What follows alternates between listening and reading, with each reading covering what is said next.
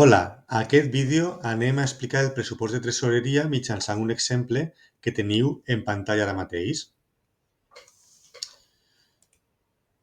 Per això hem de confeccionar un quadre, en aquest cas amb un full de càlcul, on posarem una línia amb tots els períodes, que podrien ser mesos, com en aquest cas, tots els mesos de l'any, o dies del mes, o com s'estimi convenient.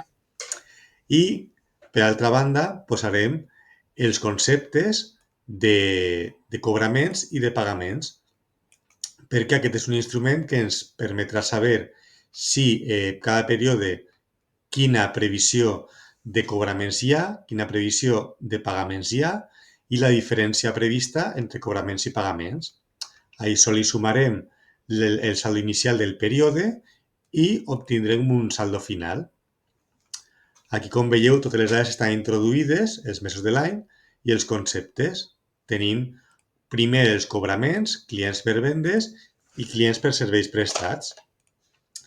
Se'ns diu, i a banda se'ns diu que el dia 1 de gener de 2025 hi ha un saldo inicial de tresoreria de 200.000 euros.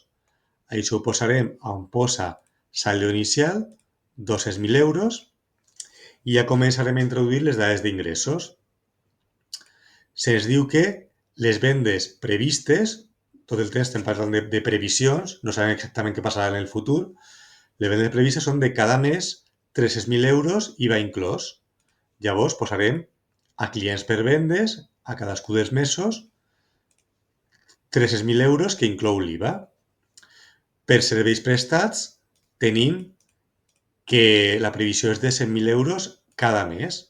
Doncs igual posarem 100.000 euros per mes. Aquests són els únics cobraments previstos per cada mes. Els sumem a la filera de total de cobraments i obtindrem aquest total que cada mes serà de 400.000 euros previst. Ara ja passem a la part de pagaments. I se'ns diu que les compres són de 150.000 euros previstos mensualment IVA inclòs. Doncs el mateix posem 150.000 euros per cada mes de pagament. Per altres despeses, 50.000. Aquí hauríem de tenir també en compte si les compres o les despeses se paguen cada mes o se paguen al mes següent o quina és la forma en què es paga. Per exemple, aquí a compres d'immobilitzat tenim que es preveuen compres d'immobilitzat els mesos de març, juny, setembre i desembre de 40.000 euros IVA inclòs. Doncs introduïm aquesta informació de compres previstes d'immobilitzat als mesos de març, juny, setembre i desembre. Per préstecs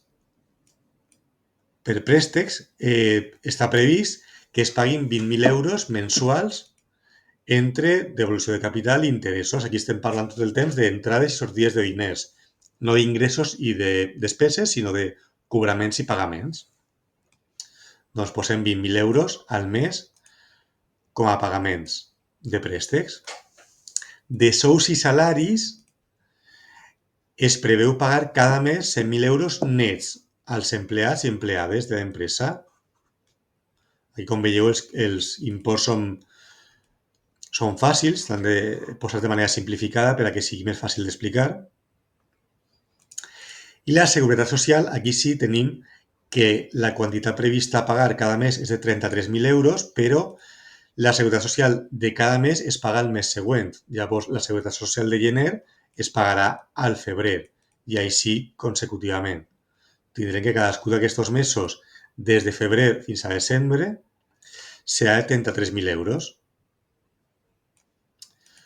Per retencions d'IRPF es preveu pagar trimestralment 30.000 euros. Trimestralment vol dir que les retencions per treball de gener, febrer i març es paguen a l'abril. Les d'abril, maig i juny es paguen al juliol i així consecutivament. Llavors, com veieu, inclourem a l'abril, juliol i octubre aquesta quantitat de 30.000 euros a pagar per retencions dels treballadors. I els altres 30.000 euros que corresponen a octubre, novembre i desembre es pagaran al gener de l'any següent, que ja no entra aquí. Bé, i ara ja arribaríem a l'IVA. L'IVA es liquida trimestralment. Què hauríem de fer? Hauríem de calcular l'IVA meritat de vengado dels mesos del trimestre, de cada trimestre, per exemple, per al primer de gener, febrer i març, i l'IVA deduïble o suportat d'aquest primer trimestre també, de gener, febrer i març. Aquest càlcul el tenim fet més avall. Tenim que l'IVA meritat és per a cadascú dels mesos d'aquesta quantitat, 69.421,49 cèntims, i l'IVA deduïble de 34.710,74 cèntims.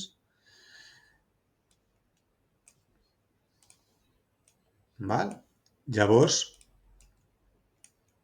això ho traiem, si veieu aquí estan les fórmules que he utilitzat, ho traiem per cada quantitat mensual, dividint entre 1,21 i multipliquem per 0,21 per cada quantitat de cada mes de vendes i de serveis prestats.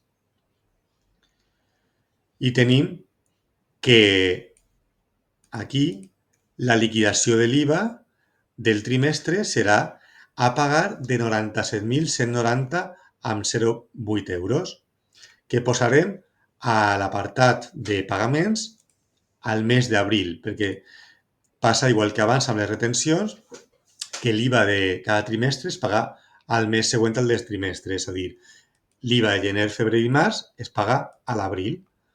Posarem aquesta quantitat que hem calculat i farem els mateixos càlculs per a cadascú dels trimestres. I obtindrem la liquidació d'IVA de cada trimestre i obtindrem pagaments d'IVA als mesos de juliol, octubre, i l'IVA de l'últim trimestre serà per a l'any següent, per a pagar al gener de l'any següent. Ara ja hem acabat de posar tots els cobraments i pagaments i ens quedaria calcular el total de pagaments, que seria sumar tota la columna de pagaments de cada mes.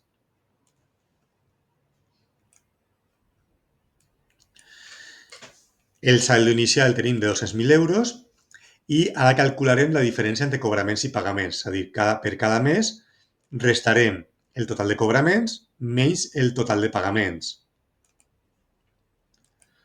Aquí tindrem que 400.000 menys 300.000 euros són 80.000 euros de diferència.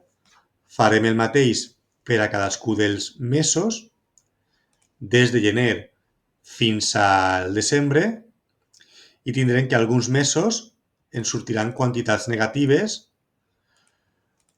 perquè s'acumulen els pagaments per retencions, per IVA i per compres d'immobilitzat. Ja solament es quedaria calcular el saldo final. El saldo final de cada mes serà la suma del saldo inicial del mes més la diferència, més o menys, la diferència entre cobraments i pagaments d'aquest mes. Doncs aquest primer mes de gener, el saldo final serà de 280.000 euros. 200.000 euros que hi havia, més 80.000 euros que hi ha d'excés de tesoreria. I aquí és important perquè el saldo inicial del mes de febrer, del següent mes, és igual al saldo final del mes anterior, és a dir, 280.000 euros. I, igual, el saldo final d'aquest mes serà la suma entre saldo inicial i la diferència. D'aquesta manera podem anar omplint totes les quantitats que ens falten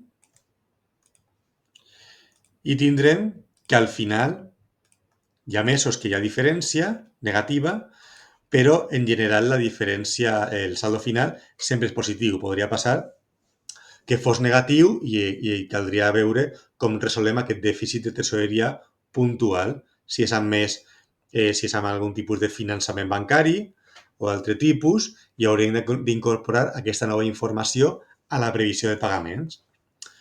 Aquí veiem que la tresoreria final de cada mes prevista i, perdó, la tresoreria final prevista per al mes de desembre, que serà de 255.430 euros.